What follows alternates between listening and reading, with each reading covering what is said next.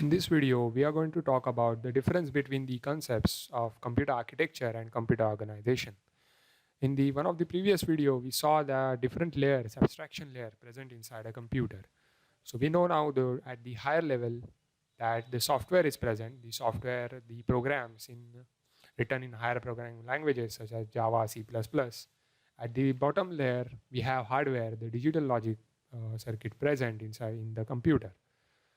For the bridging the gap between software and hardware, or the acting as the interface, is the computer architecture and organization. Okay. So now we need to talk about the actual difference between these terms, architecture and organization, and the layers they represent in this system. The first term is nothing but the computer architecture. Now it is also referred to by many authors as instruction set architecture, or ISA. Now, what does this computer architecture involve?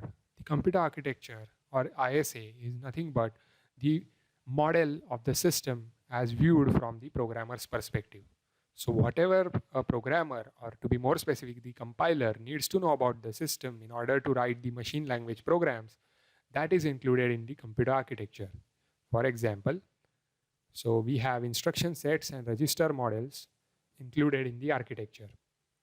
Because while writing the machine language program, he needs to know about what kind of instructions the processor can perform and what kind of registers are available as operands. Then comes the organization.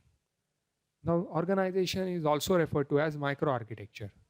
Now, this deals with actual implementation of the architecture. So the hardware implementation is taken care by computer organization. Now, for example, actual design of data path, or arithmetic logic unit, or control unit is come under category of computer organization.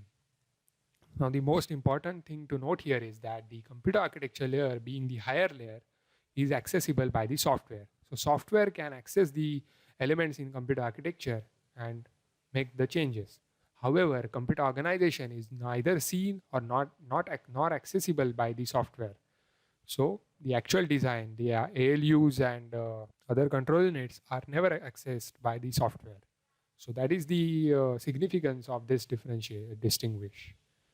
The real life example of architecture and organization can be seen in our cars. In cars, we have the gas pedal for the acceleration. So that gas pedal involves the gas pedal is nothing but the architecture of that system. It's the part of the architecture, which we know when we press it, the car is going to accelerate. Now, the organizational part in this example is the internal combustion engine and the internal parts of the engine, and exactly how the car is accelerated when that gas pedal is pressed. So that is the organization part. And as the person who is driving the car, we do not need to know about the actual functioning of it.